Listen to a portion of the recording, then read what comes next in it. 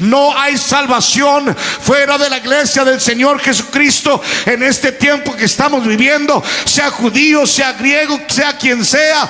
Si quieren ser salvos, tienen que arrepentirse de sus pecados, tienen que ser bautizados en el nombre de Jesús para el perdón de sus pecados, y tienen que recibir el Espíritu Santo hablando en nuevas lenguas. ¿Por qué?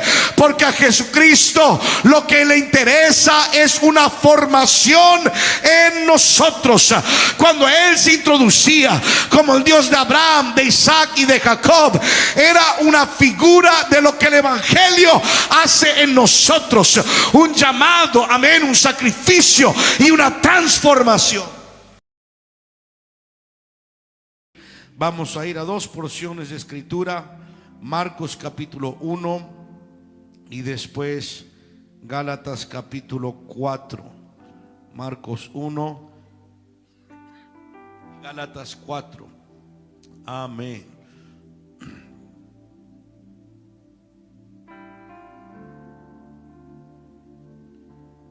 Aleluya.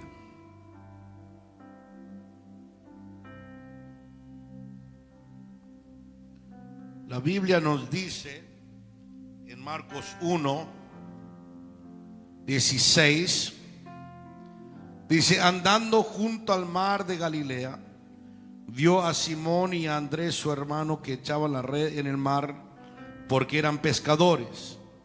Y les dijo Jesús: venid en pos de mí, y haré que seáis pecadores de hombres. Y dejando luego sus redes, les siguieron. Pasando de allí un poco más adelante, vio a Jacobo, hijo de Zebedeo, y a Juan su hermano, también ellos en la barca, que remendaban las redes. Y luego los llamó, y dejando a su padre, qué tremendo, dejando a su padre Zebedeo en la barca con los jornaleros, le siguieron. Amén. Gálatas, vamos a leer capítulo 4. Es un capítulo muy profundo. Ahí hay una alegoría muy importante acerca de la iglesia y Israel. Gálatas 4, versículo 19 dice esto: hijitos míos, por quienes vuelvo a sufrir dolores de parto, hasta que Cristo sea formado en vosotros. Quisiera estar con vosotros ahora mismo y cambiar de tono, pues estoy perplejo en cuanto a vosotros. Quiero enseñar un poquito en esta noche, titular esto: modalidad de vida. Amén, modalidad de vida. Ponga su Biblia a un lado y vamos a orar en el nombre de Jesús. Señor Jesús, te damos gracias por tu presencia y tu poder en este lugar. Aleluya, Señor, abre nuestros oídos para oír, nuestros ojos para ver y nuestros corazones para entender, Señor. Que tu palabra penetre y que sea más que solo una noche aquí, sino que realmente podamos ser transformados en el nombre de Jesús. ¿Cuántos pueden decir amén? Amén. Puede tomar su lugar. Hermano Matías, no toque. Ahora soy parte de un club exclusivo aquí. Amén. Estoy aprendiendo, me cuesta, pero ahí estamos. En la palabra de Dios vemos un saludo único, y es algo repetido. Y eso lo vemos en el libro de Éxodo capítulo 3, usted lo puede leer, versículos 6, 15 y 16 también. Dios se introduce y dice: yo soy el Dios de vuestros padres, Dios de Abraham, Dios de Isaac y Dios de Jacob.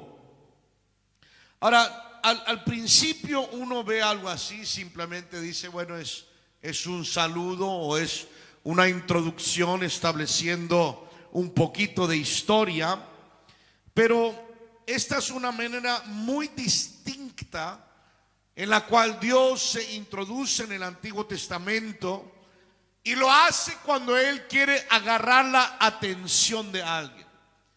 Cuando Él quería agarrar la atención de alguien, Él les decía: yo soy el Dios de vuestros padres, el Dios de Abraham, el Dios de Isaac y el Dios de Jacob. Esto, amén, cuando Él comenzó a hacer el esfuerzo de asegurar una gente, un pueblo que estaría completamente entregado a Él. Amén. Él se les aparecía y les hablaba de esta manera. La pregunta entonces sería ¿por qué? ¿Por qué Dios lo hacía? En sí yo no quiero salir mucho del tema, pero cuando hablamos de patriarcas, no es solo Abraham, Isaac y Jacob. Amén. Patriarcas es una referencia a esos antiguos que formaron, amén, comienzo de la nación de Israel. Pero la razón que Dios se introduce de esta manera, amén, y en otros refranes del Antiguo Testamento, y se volvió la manera más común que Él se introducía al pueblo, es porque nos muestra que Dios está tratando de lograr algo con nosotros que es más que simplemente con un individuo. Si Dios diría yo soy el Dios de Abraham, y ahí sería muy singular. Si Dios diría soy el Dios de Isaac, y ahí pararía, sería muy singular. Si Él diría yo soy el Dios de Jacob, también muy individual. Pero cuando Dios dice yo soy el Dios de Abraham, de Isaac y de Jacob, la razón que Dios hace eso es porque Él nos está revelando su intención. Y la intención de Dios no es solamente, amén, trabajar con un individuo. Todo cambia con Abraham, amén. Antes de esto, la verdad es que el trato de Dios sí era muy singular. Amén. Trató con Adán, trató con Noé. Podemos ver que la Biblia dice de Enoc, que conoció a Dios y no fue porque Dios se lo llevó. El trato de Dios antes de Abraham es extremadamente individual, es muy singular. Pero con Abraham todo cambia. Abraham se va a convertir en el padre de la fe. Él va a ser para nosotros un padre. Nosotros hoy la Biblia nos dice que también somos hijos de Abraham, somos hijos espirituales de Abraham. Entonces lo que Dios quiere, y es mi punto esta noche que quiero enseñar, Dios no quiere simplemente tener un trato con un individuo singular y quedar allí, sino que Dios tiene un deseo de formar un pueblo. Ahora, en el Antiguo Testamento ese pueblo era Israel, amén, pero ahora es la iglesia del Señor Jesucristo. ¿Cuántos pueden decir amén? Vamos a ir a Gálatas capítulo 6 para mirar un poco lo que Dios dice acerca de la iglesia. Ahora tengo que tener un poco de cuidado aquí para no profundizar mucho, porque hay mucho que hablar. Pero Gálatas capítulo 6 versículo 14 dice: pero lejos está de mí gloriarme, amén, sino en la cruz de nuestro Señor Jesucristo. Ahora vamos a mirar lo que Pablo comienza a decir aquí. Creo que es importante para nuestro día en el que vivimos. Pablo dice, yo quiero que sepan algo. Hay solo una cosa en la cual yo me puedo gloriar. Ahora, este es el mismo Pablo que nos dice que él era fariseo de los fariseos, judío de los judíos. Él tenía mucho de qué jactarse en lo que era su hoja de vida, amén, lo que en inglés dirían su pedigree, amén. Él tenía mucho de qué jactarse, él lo reconoció. Pero cuando él comienza a hablar de la iglesia y lo que la iglesia es, él dice: hay solo una cosa en la cual me puedo gloriar, y es en la cruz del Señor Jesucristo, por quien el mundo me es crucificado a mí y yo al mundo. Mire esto, versículo 15, Pablo comienza a decir cosas muy directas. Porque en Cristo ni la circuncisión vale nada, ni la incircuncisión, sino, alguien diga conmigo, una nueva creación. Ahora, aquí Pablo le está dando a todos, amén. Había un problema en la iglesia del Nuevo Testamento, hermanos. Sí, perdón que lo diga así, era un problema multifacética, pero una de las cosas más grandes era un problema racista, amén.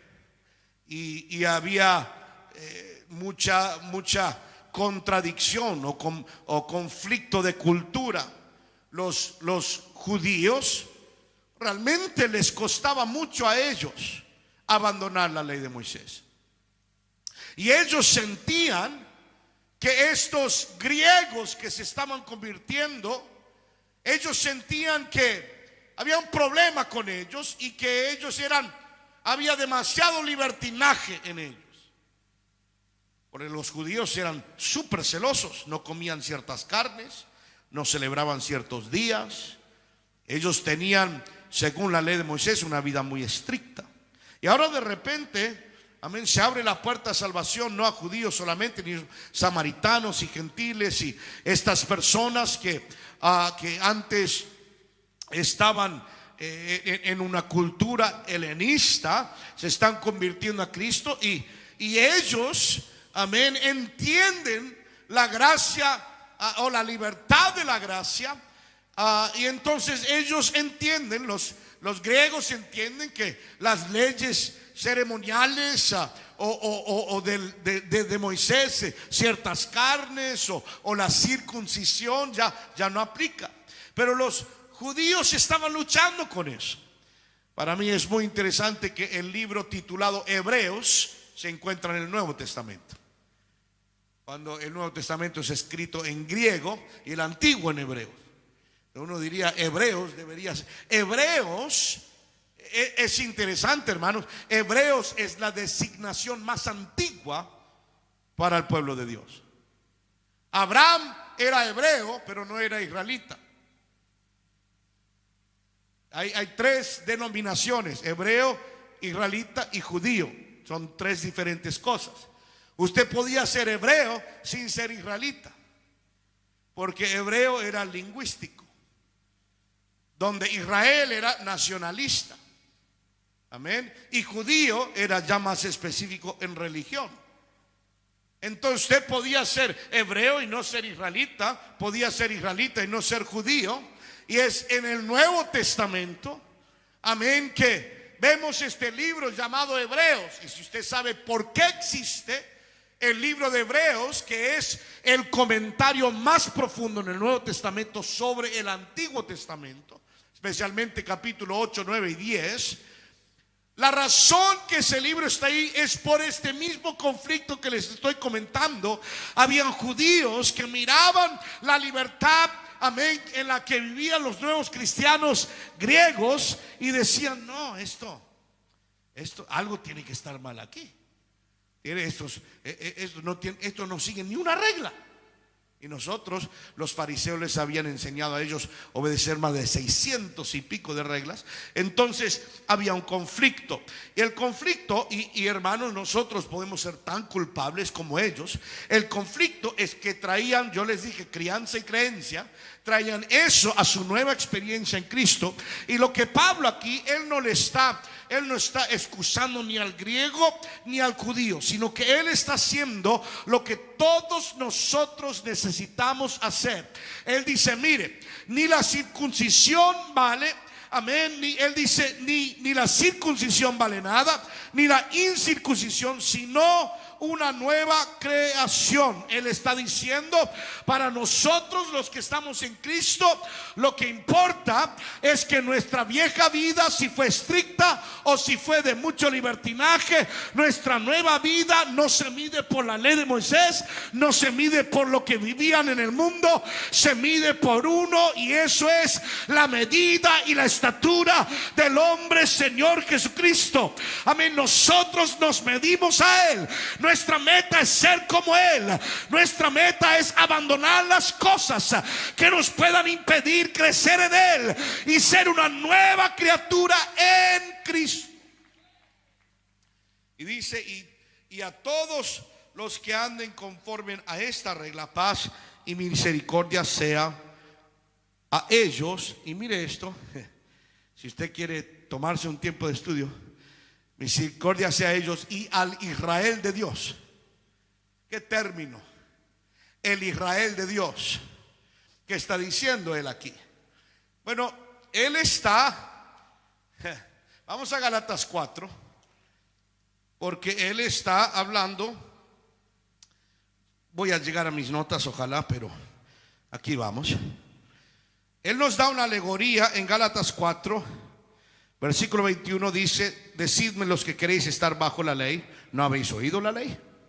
Porque está escrito que Abraham tuvo dos hijos, uno de la esclava, el otro de la libre, pero el de la esclava nació según la carne, más el de la libre por la promesa, lo cual es una alegoría, pues estas mujeres son los dos pactos.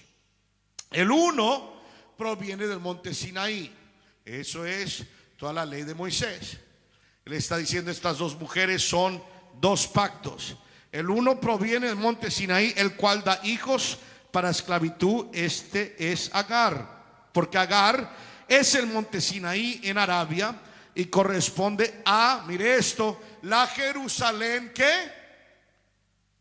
Ahora Pablo va a meterse en la mente de los judíos con lo que él va a decir, que se sentían un poco exclusivos, un poco más que los demás.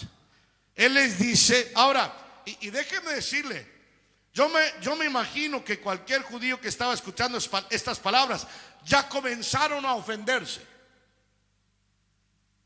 porque él les está diciendo, todos ellos no son de Agar, son de Sara.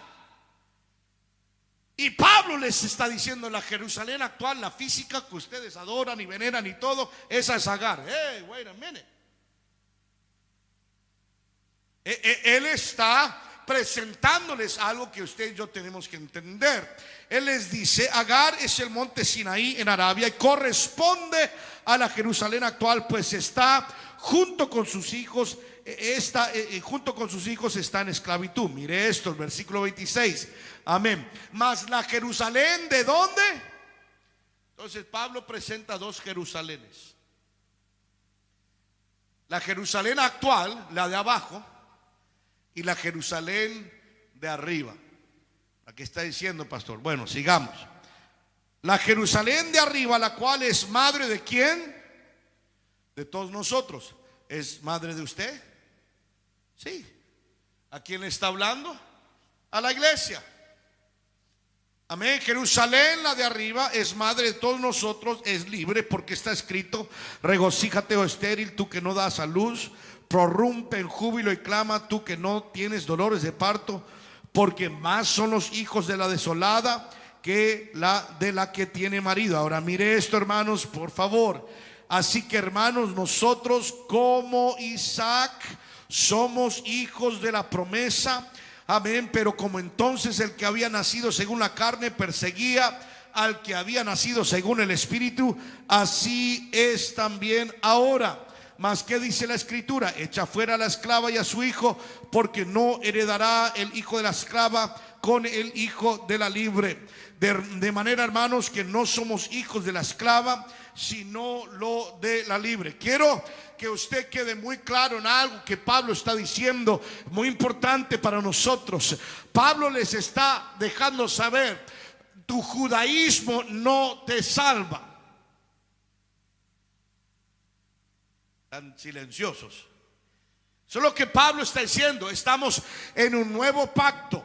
Israel, amén, pueblo de Dios, Antiguo Testamento, pero todo eso nos trajo al nacimiento del deseo de Dios, que era una iglesia, amén. Y Él les está diciendo ahora: si usted quiere ser salvo, si usted quiere ser, amén, si usted quiere salvar su vida, la incircuncisión no vale nada, la circuncisión no vale nada, nadie es mejor que el otro, todos necesitamos al Señor Jesucristo para poder ser salvos. Déjeme ser muy blanco y negro aquí: no hay salvación fuera de la iglesia del Señor Jesucristo en este tiempo que estamos viviendo, sea judío, sea griego, sea quien sea. Si quieren ser salvos, tienen que arrepentirse de sus pecados, tienen que ser bautizados en el nombre de Jesús para el perdón de sus pecados, y tienen que recibir el Espíritu Santo hablando en nuevas lenguas. ¿Por qué?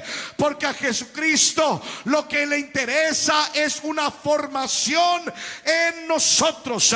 Cuando Él se introducía como el Dios de Abraham, de Isaac y de Jacob, era una figura de lo que el Evangelio hace en nosotros: un llamado, amén, un sacrificio y una transformación. Abraham es arrepentimiento. No sé si lo sabía o no, ahora me la estoy poniendo ni para leer. Mire, estoy tan confundido. Abraham es arrepentimiento. ¿Por qué? ¿Qué es lo que hace Abraham? Abraham le da la espalda a su vieja vida. Amén. Abraham es interesante, ¿no? Dios le dice a Abraham que él va a poseer la tierra, pero Abraham en su vida nunca la posee. En sí, lo único que Abraham poseyó fue un lugar para sepultar a su esposa. ¿Qué cosa? Por eso en Hebreos nos habla de que él caminó como extranjero en tierra prometida. Abraham no vive la promesa que se le fue dada, pero él sí vive la muerte al pasado. Abraham es arrepentimiento. ¿Qué es Isaac? Bueno, no hay una figura más potente fuera de capaz que José y David en el Antiguo Testamento, pero una figura de Jesucristo. No hay una figura más potente del sacrificio de Jesucristo que la de Isaac, porque ahí vemos, amén, un hijo obediente subiendo y poniéndose en la posición, amén, de ser sacrificado, aunque no lo es, no lo hace físicamente, es simbólicamente. Él es en sí. Es ahí cuando Abraham dice Dios se proveerá de cordero. Él no dice Dios proveerá un cordero. Igual no fue un cordero que fue provisto, fue un carnero. Entonces cuando Abraham está subiendo el monte, Isaac le dice: aquí tenemos la leña y tenemos el fuego, pero ¿dónde está el cordero para el sacrificio? Abraham proféticamente dice: Dios se proveerá de cordero. Amén. Él está realmente diciendo lo que Dios mismo va a hacer cuando se manifiesta en carne. Amén. Y Jesucristo va a la cruz por nosotros. Isaac es la figura de esa muerte en la cruz. Amén. Y también Isaac es una forma de la resurrección. Abraham, amén, es una figura del arrepentimiento. Isaac es una figura de muerte y resurrección. Lo sabemos porque en Hebreos, si usted va a Hebreos capítulo 11, bueno, vamos a Hebreos 11 para que no crean que estoy inventando y podamos ver lo que dice, amén, de Abraham. Dice: por la fe, amén. Vamos a mirar aquí versículo 17. Por la fe, cuando fue probado, Abraham, cuando fue probado, ofreció a Isaac, y el que había recibido las promesas ofrecía a su unigénito, a quien eso suena como otro que conocemos, ¿verdad?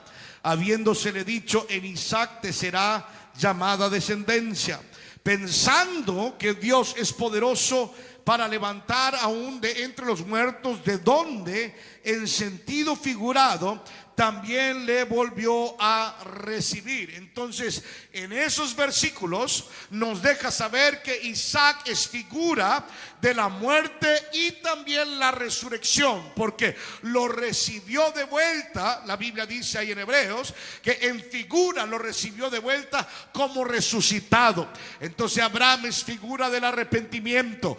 Amén. Isaac es figura de lo que es la muerte y la resurrección.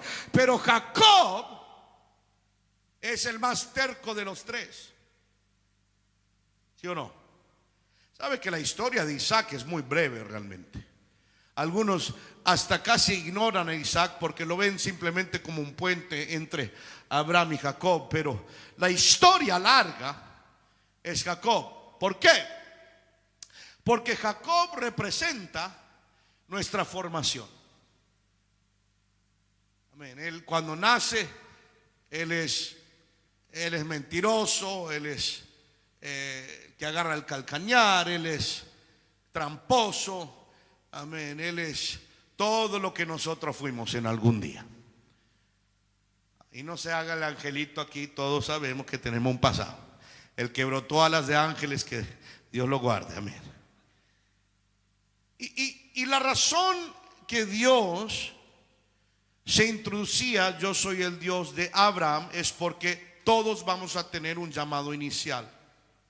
En sí, el llamado inicial de Abraham fue de salir de Ur de los Caldeos, y él sale, pero después el papá en sí es el que sale y terminan en Terán y ahí quedan.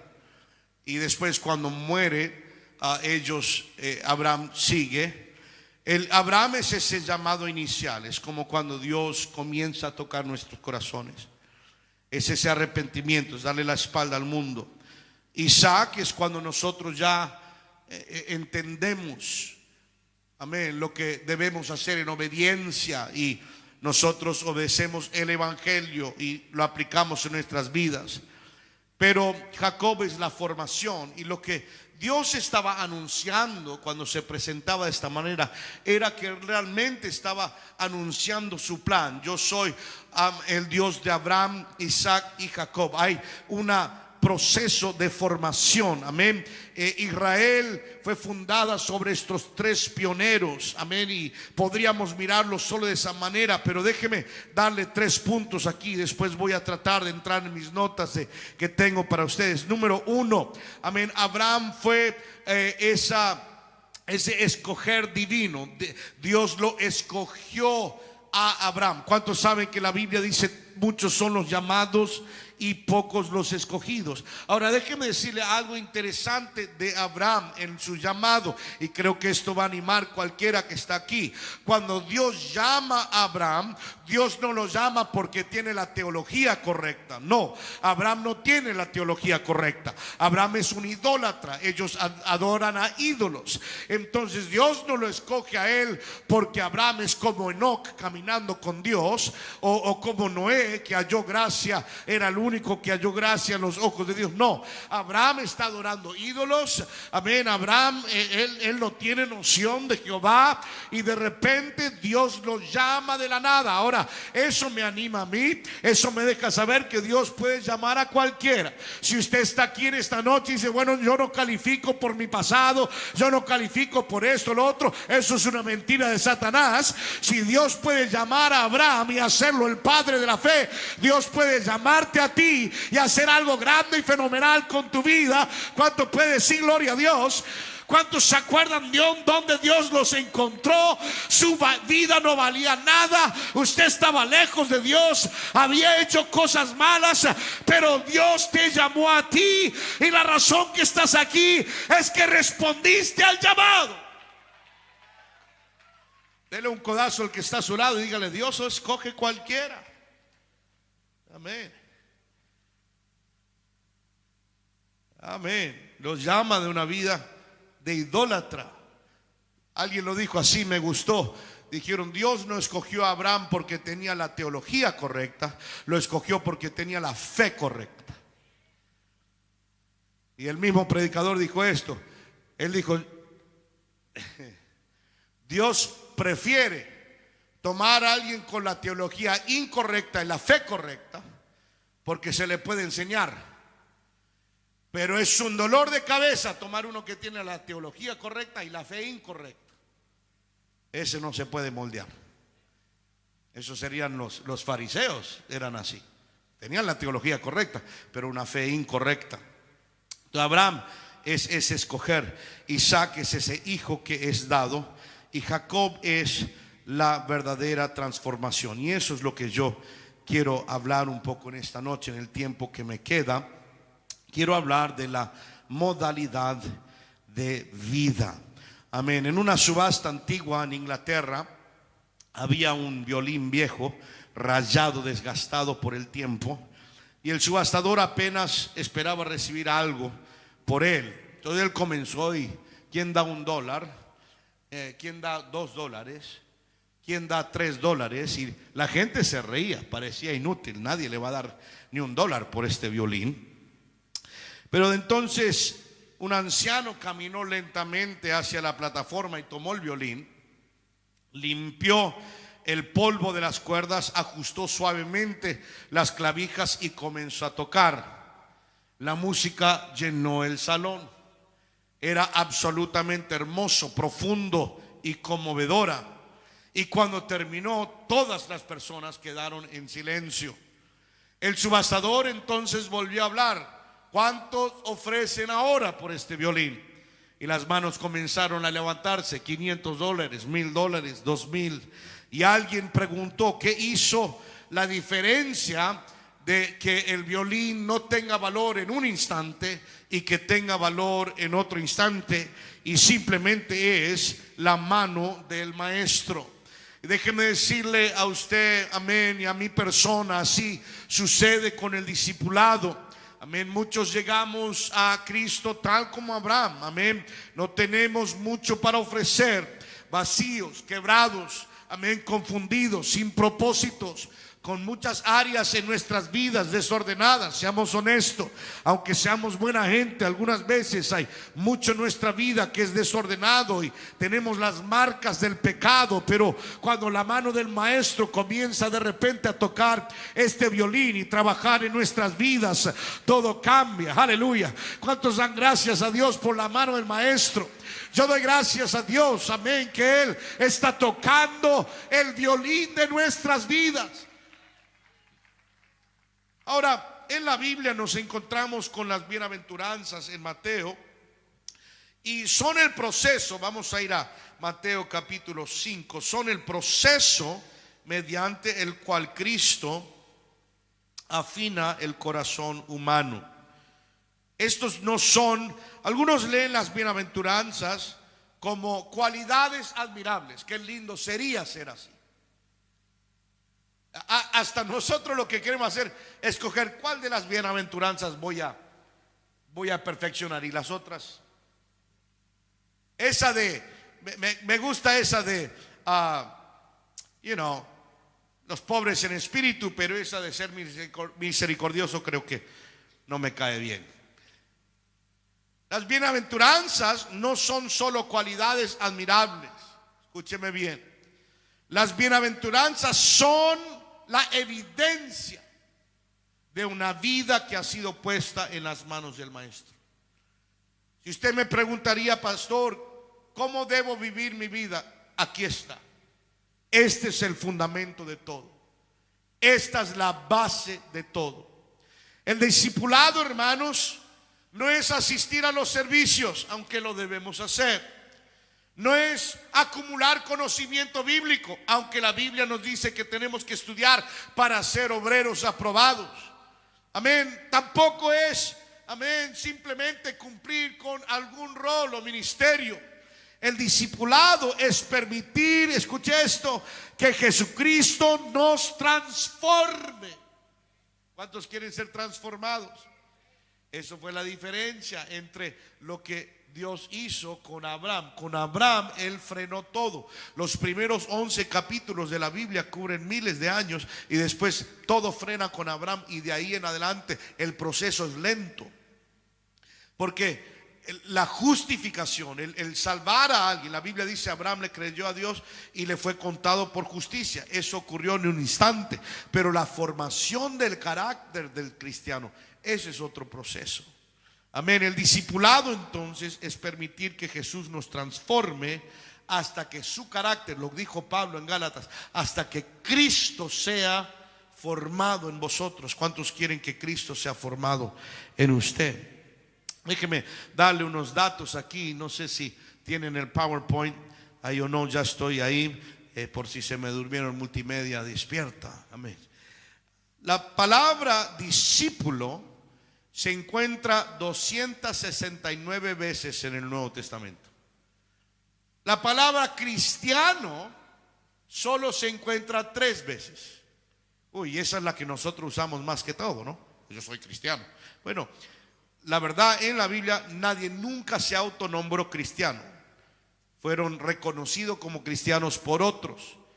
Fueron llamados cristianos primero en Antioquía. Sufre como la Biblia habla de sufrir como un cristiano. Amén. 3 veces. Y la palabra creyente solo 2 veces. Entonces es muy claro que lo que Dios quiere que nosotros seamos no es el título de cristiano o creyente, sino discípulos.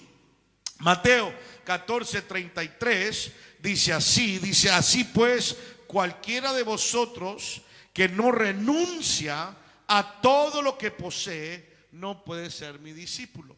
Este versículo nos muestra la razón por la cual Jesucristo no siguió con el joven rico. Le decimos el joven rico, amén. No siguió persiguiéndolo, porque aquí dice el que no está dispuesto a dejarlo todo lo que posee.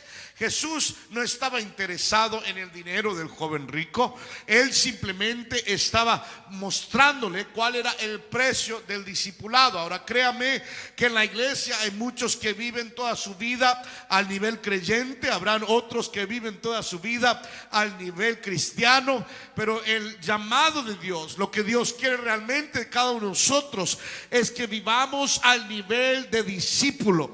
Aleluya. Yo le voy a decir algo y no quiero caerle pesado, pero usted tiene que vivir su vida para Cristo, donde en su corazón, amén, usted puede decir: yo estoy dispuesto a renunciar todo lo que yo poseo, o lo que yo tengo, reconozco que viene de Dios y le pertenece a Dios. Yo doy gracias a Dios por las bendiciones, le doy gracias a Dios por todo lo que tengo, pero si mañana Dios me lo pide, ahí está. Amén. Si mañana Dios me lo quiere, ahí está. Yo sé que esta noche no le estamos pidiendo a nadie aquí que vaya y venda todo lo que quiera y que recojamos una ofrenda aquí, pero es muy claro en la Biblia, hermano Becerra, que si vamos a ser discípulos, tenemos que decir: yo estoy dispuesto, amén, dejar todo lo que yo poseo. Semana pasada estuvimos en Touch the Future. Predicó un predicador llamado Braden Anderson. Amén. Predicó un tremendo mensaje sobre, amén, un llamado, amén, en la vida. Pero si usted no sabe algo de él, Braden Anderson, él tenía, hermanos, su vida hecha. Él tenía una práctica de doctor, era doctor de family practice, y también era en el ER trabajaba. El hombre tenía su carrera y tenía su billete y tenía su futuro, lo tenía todo. Y Dios pone en su corazón que él tiene que ir y poner carpas y comenzar a evangelizar. Y la razón que yo lo respeto a él altamente, y hoy le mostré una foto, debería haber puesto la foto aquí. Él lo dejó todo. Cuando Dios le pidió a él, amén, y él va alrededor de los Estados Unidos poniendo las carpas del Jesus Tent Revival y predica, y cientos y miles de personas están recibiendo el Espíritu Santo y se están bautizando en el nombre de Jesús, amén. Y la foto que yo vi en esta mañana se la mostré a mi esposa, y estaban en Texas. Esto fue hace, creo que 2 días atrás, el 16 creo que de mayo, perdón, no 2 días, el 16 de mayo estaban haciendo, amén, la campaña, y ellos, yo hablé con él no regala bicicletas y todo eso para traer, no, es puro como campaña antigua pentecostal, amén. Y ellos invaden la ciudad con promoción, después hacen, amén, la campaña, y la foto fue fascinante. ¿Por qué? Porque literalmente había una nube, las tienen que ir a ver, una nube pero de reposaba sobre esa carpa. Ahora, hoy en día nosotros vivimos en tiempos de inteligencia artificial, entonces todo está diciendo: AI, eso es AI, no puede ser, imposible, eso es AI. Hasta que de repente en los comentarios uno dice: mire, yo quiero aclarar algo aquí, yo fui el que saqué la foto. Yo estaba en esta parte del sur de la carpa y no podía creer lo que estaba viendo. Entonces puse la foto, amén, y es absolutamente espectacular. Es lo que yo me imaginaría sobre el tabernáculo, amén, en el desierto.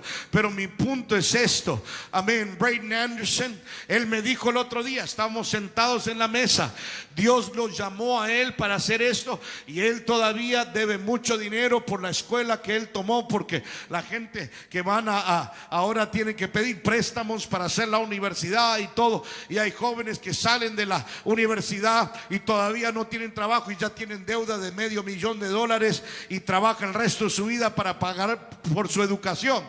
Y él, yo no sabía esto, estábamos sentados ahí en la mesa y entramos en conversación, y él todavía debe mucho dinero, amén, de lo que fue su educación, y él fácilmente fácilmente podría ahí estar regañando y estando negativo y ¿sabe qué, Señor? Te voy a responder a tu llamado, pero primero déjame pagar estas deudas. Señor, yo voy a hacer lo que tú me pides, pero primero déjeme hacer mi carrera. Si igual yo estudié 8 años para esto, aleluya. Pero hermano, uno que es un discípulo está listo en cualquier momento. Lo que Dios pida, cuando lo pida, aleluya. Es un sacrificio de vida. El que no renuncia a todo lo que posee no puede ser mi discípulo.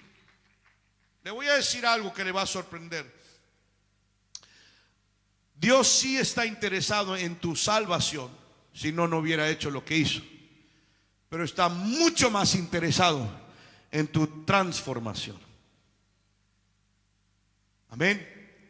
La palabra discípulo significa aprendiz.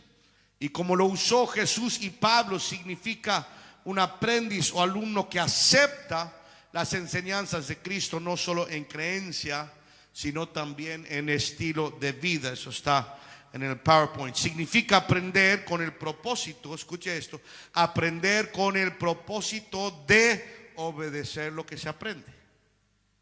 Eso es lo que a Dios le interesa. No solo quiero que aprendas, sino que obedezcas lo que aprendas. Requiere, amén, una opción deliberada, una negación definitiva y una obediencia resuelta.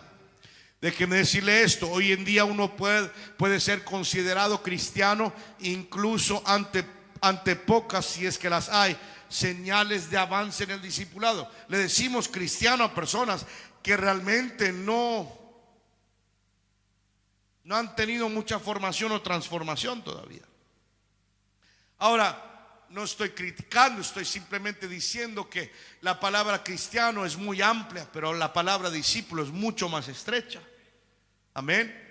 Mire lo que dice la palabra de Dios en Marcos 10, 28 al 31. Entonces Pedro comenzó a decirle: he aquí, nosotros lo hemos dejado todo y te hemos seguido. Ahora, Pedro hace esta pregunta inmediatamente después de que el joven rico no está dispuesto a vender todo lo que tiene y seguir a Cristo. Y ahora Pedro está rascándose la cabeza y dice: ¿y qué vamos a ganar nosotros de este tremendo ministerio popular del Señor Jesucristo? Y entonces él, viendo que el joven rico es rechazado, él dice: nosotros lo hemos dejado todo y te hemos seguido. Y respondió Jesús y le dijo: de cierto os digo que no hay ninguno que haya dejado casa o hermanos o hermanas o padre o madre o mujer o hijos o tierras por causa de mí y del evangelio, que no reciba 100 veces más ahora en este tiempo casas, hermanos, hermanas, madres, hijos y tierras con persecuciones. Y en el siglo, esa es la parte, queremos casa y todo eso, pero esa palabra con persecuciones, sacala, Señor. Y en el siglo venidero la vida eterna. Pero muchos primeros serán postreros y los postreros primeros. El carácter de nuestro día, le voy a decir por qué nosotros todos luchamos un poquito con el proceso de formación. Es que el carácter de nuestro día es la de gratificación instantánea. Es lo que queremos, ¿no?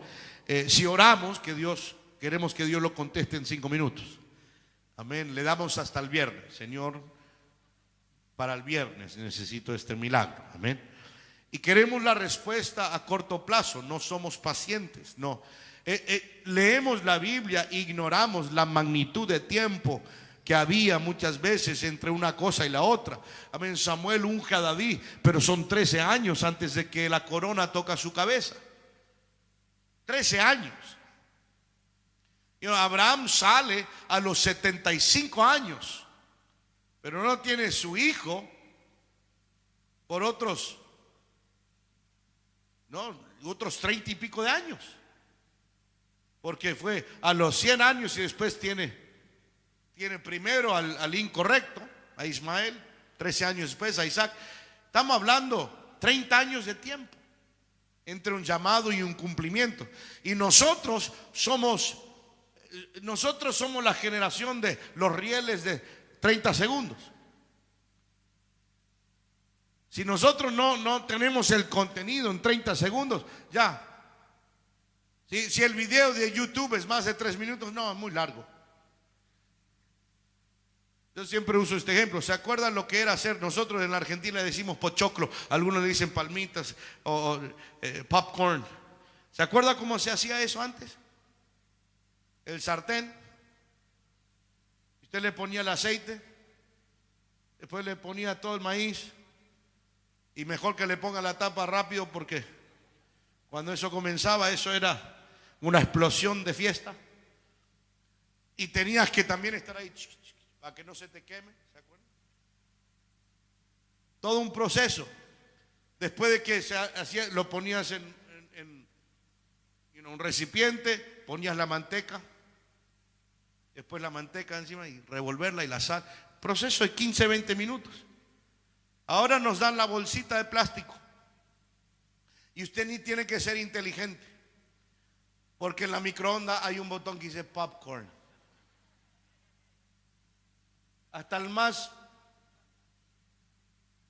bruto de los brutos puede hacer un popcorn. Ahí mete la bolsa y popcorn. Y a los 3 minutos lo tenemos. Y aún así uno está ahí mirando. Déjeme decirle que si usted está esperando que el proceso que Dios te va a pasar va a ser de gratificación instantánea o de lecciones rápidas para que usted avance ligeramente, no es así en Dios. Amén. Nosotros vivimos el tiempo de compromisos a corto plazo, respuestas rápidas a la oración y resultados rápidos. Lo queremos con un mínimo de esfuerzo e incomodidades, como los jóvenes hoy van a trabajar y quieren que les den una promoción en 2 semanas. Amén. Pero no existe, hermanos, escúcheme, no existe el discipulado fácil e instantáneo. El verdadero discipulado es cuando se vuelve, como le estoy diciendo, una modalidad de vida. Jesucristo les habló en Juan capítulo 6 y Él les habló de comer su carne, amén, y su sangre. Él estaba hablando de lo que Él iba a sufrir en su cuerpo. Él estaba hablando de su sacrificio, porque el compromiso de Jesús era tan alto que era un compromiso de morir por nuestros pecados. Él fue obediente hasta la cruz, dice la palabra de Dios. Y en un momento Él tiene muchos seguidores, muchos discípulos, pero Él los mira sabiendo lo que viene y les dice: mire, yo les quiero contar un poco lo que va a ser el precio. Van a tener que participar de esto, van a tener que comer este cuerpo, beber esta sangre. En otras palabras, lo que ven que yo estoy haciendo va a ser transferido a ustedes. Van a ser perseguidos por causa del nombre, van a tener que dar sus vidas por esto. Amén. A Jacobo y a Juan les dijo: pueden ustedes beber la copa que yo estoy por beber. Y la Biblia nos dice que cuando Él les habló de este alto nivel de compromiso, la Biblia dice: desde entonces muchos de sus discípulos volvieron atrás y ya no andaban con Él. Dijo Jesús entonces a los 12: ¿quieren acaso iros también vosotros? Y Simón, gracias a Dios por Simón Pedro, él dice: Señor, ¿a quién iremos? Tú tienes palabras de vida eterna. Y nosotros, aquí está la clave, nosotros hemos creído y conocemos que tú eres el Cristo, el Hijo del Dios viviente. Déjenme darle unas poquitas cosas para hablar del discípulo ideal. Mateo capítulo 5, si usted quiere saber cuáles son las cualidades de un discípulo ideal, son aquí. Amén. Las bienaventuranzas. En las bienaventuranzas, Jesús estableció las características de los individuos ideales de su reino. Él abre diciendo: bienaventurados los pobres en espíritu, versículo 3, porque de ellos es el reino de los cielos. Bienaventurados los que lloran, porque ellos recibirán consolación. Bienaventurados los mansos, porque ellos recibirán la tierra por heredad. Bienaventurados los que tienen hambre y sed de justicia, porque ellos serán saciados. Bienaventurados los misericordiosos, porque ellos alcanzarán misericordia. Bienaventurados los lentes no me están ayudando nada. Bienaventurados los de limpio corazón, porque ellos verán a Dios. Bienaventurados los pacificadores, porque ellos serán llamados hijos de Dios. Bienaventurados los que padecen persecución por causa de la justicia, porque de ellos es el reino de los cielos. Bienaventurados sois cuando por mi causa os vituperen y os persigan y digan toda clase de mal contra vosotros, mintiendo. Déjeme darle a usted 4 cualidades personales pasivas. Ahora, Jesucristo eleva todo. Realmente uno de los estudios más profundos de la Biblia es el Sermón del Monte, porque alguien lo dijo así, es el león rugiendo. Jesús en el Sermón del Monte, él dice cosas como has oído, se ha dicho, y él refiere a algo en la ley y después él lo eleva. En la ley él decía que en la ley dice que no adulterarás, y después él decía, yo lo voy a elevar. Si miras a una mujer para codiciarla, ya adulteraste en tu corazón. No matarás. Yo os digo que si usted le dice a su hermano raca o necio, ya lo has asesinado. Entonces, déjeme pausar aquí y decirle a todos, por favor escuchen lo que estoy por decir. Tengan mucho cuidado en pensar que esta era de la gracia ha bajado el nivel de compromiso. En sí es más rígido. Dios no está interesado solo en tus acciones, Él está interesado en tus intenciones, motivaciones, pensamientos. Dios conoce todas las intenciones del corazón, ¿verdad? Entonces Jesucristo elevó todo en el Sermón del Monte, y sabiendo cómo somos como seres humanos y la formación de nosotros, amén, Él nos da a nosotros cómo podemos cumplir con lo que Él está por pedir. Obviamente en el Sermón del Monte las bienaventuranzas son la introducción, y después Él va a comenzar a tratar con muchos detalles. Y las bienaventuranzas, amén, estas cualidades son el fundamento con la cual nosotros vamos a poder cumplir lo que Él está pidiendo. Lo primero que Él nos da son 4 cualidades personales pasivas. Número 1, Él quiere que usted y yo reconozcamos nuestra insuficiencia espiritual. Pobres en espíritu, no en el bolsillo. No hay ninguna virtud en pobreza económica, amén. Pobreza económica no significa que somos pobres en espíritus, amén. Las 2 palabras griegas que se usan por pobre es, número 1, alguien que no tiene nada superfluo, o número 2, alguien que no tiene nada en absoluto, que está en bancarrota y no posee recursos. Esta segunda es la que Jesús se refirió. Amén. Muchas veces el mayor obstáculo para el discipulado no es la debilidad humana, sino la autosuficiencia humana. ¿Cuántos me están escuchando?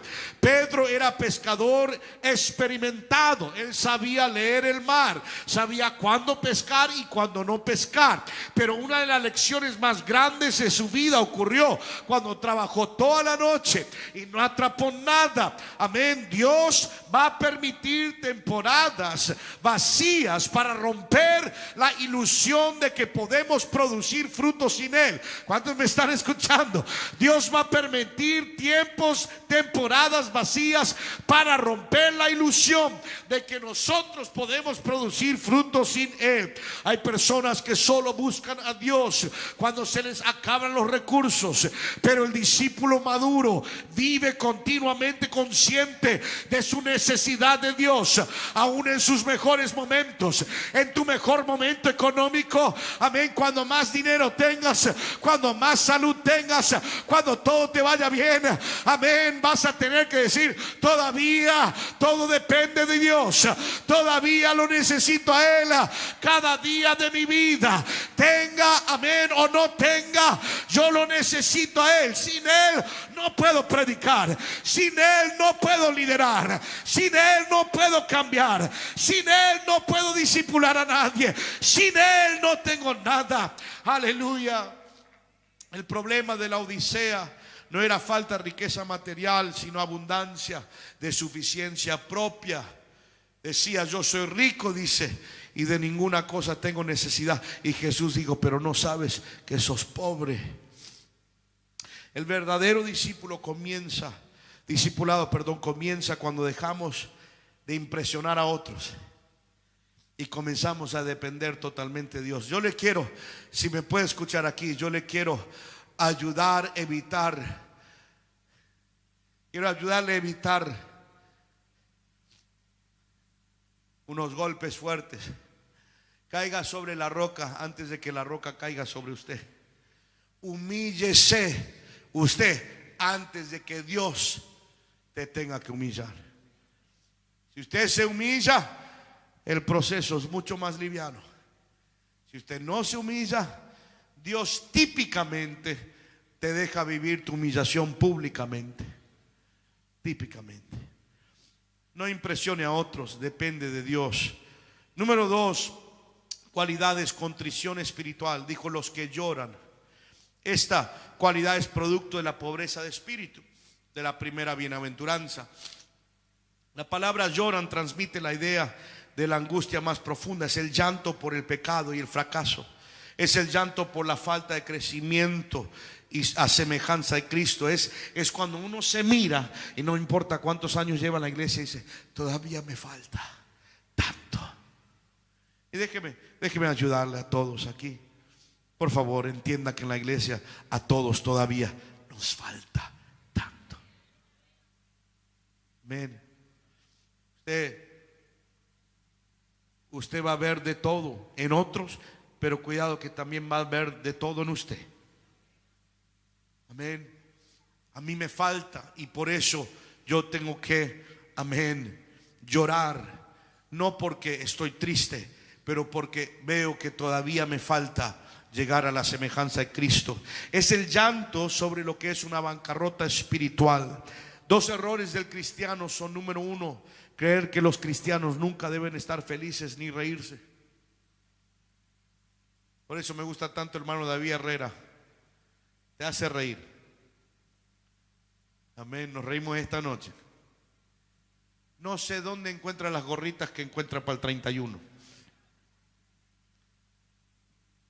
Hay que reír, hermano.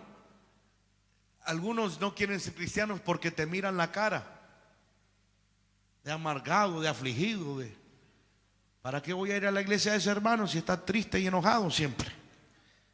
Hay que reírse. ¿Quién inventó la risa? Dios. ¿Usted no piensa que Dios tiene un sentido de humor? Yo sí. Le voy a contar una historia donde yo creo que Dios y los ángeles se rieron a carcajadas.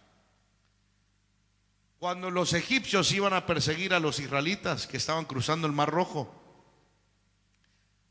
Dios mandó ángeles mecánicos. Hermano Adolfo, les mandó mecánicos. La Biblia dice que los ángeles fueron y les desenroscaron lo que ajustaba las ruedas de las carrozas. Ahora, Dios pudiera haber hecho de cualquier manera, Él pudiera haber frenado a esos egipcios. Los pudiera haber matado todo en un solo respiro. Pero yo creo que el que inventó la risa quería: vamos a ver con esto, vamos a avergonzar a estos. Y ángeles, yo me imagino los ángeles esa noche. Entonces, esto va a estar buenísimo. ¿Se imagina usted ángeles ahí? Los ángeles traviesos mandó, no sé. Y la próxima mañana Israel cruza y ahí están todos mirando. Y comienzan los egipcios y cuando llegan en el medio del mar, ¡pum!, se le va volando una rueda. Se le va volando. ¿Usted no piensa que se están matando de risa? Bueno, usted imagine lo que quiera. Todos los amargados que comen puros limones pentecostales. Amén. Dios lo creó. Algunos piensan que el cristiano, hay algunos que piensan que reírse es pecado. He visto algunos, si usted se ríe de un chiste, terminan como que: hermano, ríase, disfrute la vida, por favor, o si no, no hable conmigo, porque a mí me gusta reír. Pero también está la otra cosa, y eso es que hay una tristeza y una seriedad en esta vida. La Biblia dice que tenemos que conocer a Dios en el poder de su resurrección y también por medio de ser partícipe de sus sufrimientos. Amén. Voy a saltar aquí, tengo mucho más. Número 3 es humildad espiritual. La palabra mansos es más que cordialidad y mera blandura de disposición. La palabra manso se usaba para referir a un caballo que había sido domado y amansado, entonces dando la imagen de energía y fuerza controlada y dirigida. Ser manso no es que te pisotee. Ser manso no es que no tienes una columna vertebral. Ser manso realmente es poder bajo control. Es autoridad con dirección. En sí, la Biblia menciona a Jesús y a Moisés como hombres mansos. Moisés el hombre más manso de la tierra. Pero usted puede ver que Moisés confrontó a Faraón, el dios pagano de sus días. Él supo enojarse en momentos, amén. Él supo liderar millones de personas. Jesús también fue un hombre manso, pero él supo entrar, amén, en el templo y voltear las mesas y corregir. Él supo hablarle a los hipócritas, amén. La mansedumbre, mis hermanos, no es ausencia de fuerza, es fuerza gobernada por el Espíritu. Usted tiene que ser un discípulo fuerte, pero gobernado por el Espíritu. Aleluya. Escuche esto: un caballo salvaje tiene poder, pero un caballo domado tiene utilidad. Usted no puede usar un caballo salvaje. Es poderoso, es enérgico, pero va a causar mucho daño. Pero un caballo domado es útil, amén, te ayuda a trabajar, te ayuda a cumplir. Entonces Dios está buscando no solamente personas con talento, escúcheme, Dios está buscando personas gobernables, que se dejen gobernar. Si nosotros estamos diciendo: Señor, tú eres mi rey, dejemos que Él sea el rey. Muchos tienen capacidad para liderar, predicar o influenciar, pero no han aprendido a someter sus emociones, sus reacciones o sus espíritus a Dios. La verdadera mansedumbre se manifiesta cuando alguien tiene el poder para reaccionar, pero decide responder espiritualmente a la situación. Los músicos pueden venir, tengo mucho más, pero se me fue el tiempo. Número 4, amén, estas son 4 cualidades personales pasivas. Número 4 es aspiración espiritual. Él dijo esto, dijo que tengan hambre y sed. Bienaventurado el que tiene hambre y sed de justicia. ¿Sabe lo que es eso? Si usted quiere saber por qué yo creo que la gloria de Dios baja aquí de una manera tan poderosa, es porque aquí hay siempre hambre y sed. Yo voy a iglesias, hermanos, donde parece que no quieren un plato de comida. ¿Cuántos han cocinado para alguien y después le dijiste: hey, aquí está el plato, y no lo comieron? Me querían.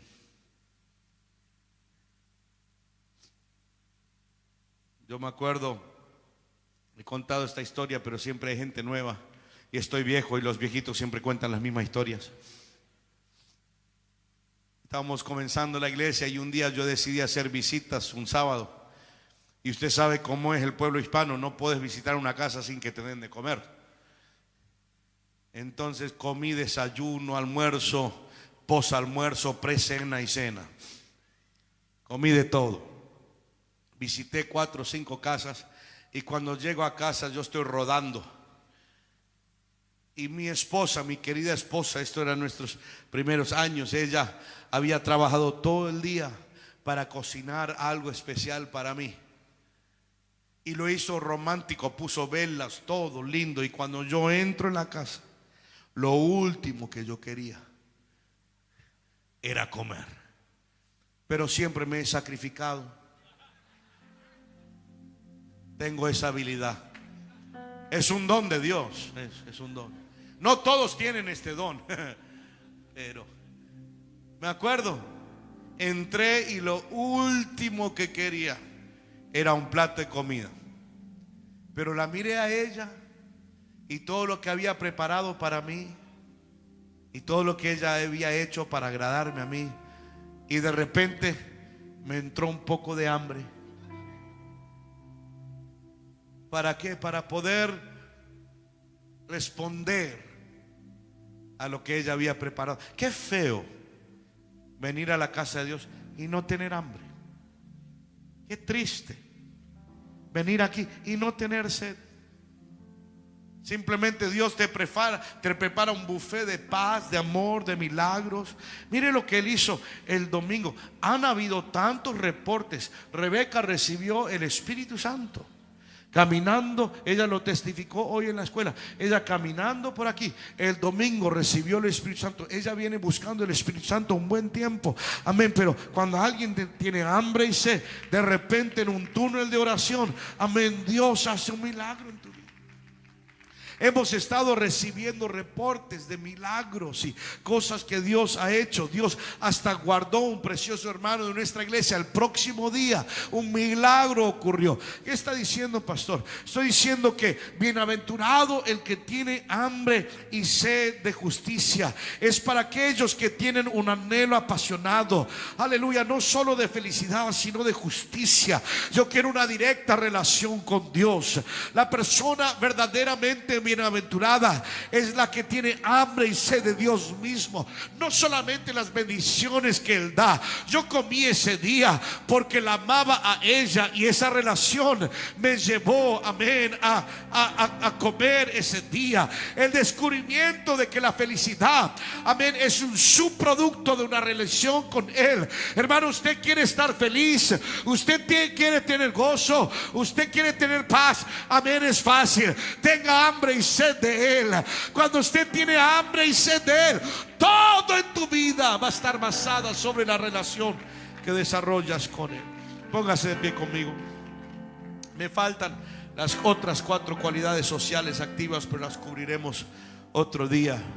Puedo decirle algo, hermanos, aquí en La Roca nunca perdamos el hambre.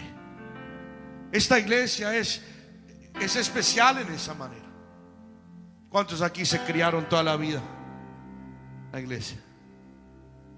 Yo me acuerdo los días, y no es crítica de ninguna manera, pero yo me acuerdo los días donde todos, amén, si de la banca te movías era un milagro. Y ahí en la banca, alabaré, pero no había lealtad y fidelidad y firmeza, pero no había muchas veces esa búsqueda. Yo le estoy tratando de enseñar a mis hijos: no es suficiente una relación intelectual con Dios. Tiene que haber una búsqueda de Él. Porque como dijo Job en Job 26, dijo: estos son solo los bordes de sus caminos. Yo quiero venir siempre con hambre y siempre con sed. Pastor, ¿cuántos años lleva la iglesia? Todos los años de mi vida. Pero ¿sabe qué? Esta noche, cuando comenzaron a cantar canción viejita, aunque mis ojos no te puedan ver, oh, comenzó a ministrar a mi corazón. Oh, como yo necesitaba esas palabras. Yo llevo 49 años en esto, pero todavía tengo hambre, mi hermano. Aleluya, todavía tengo sed de Él. No soy perfecto. Yo quiero ser transformado. Yo quiero que Él trabaje en mi carácter, en mi manera de ser.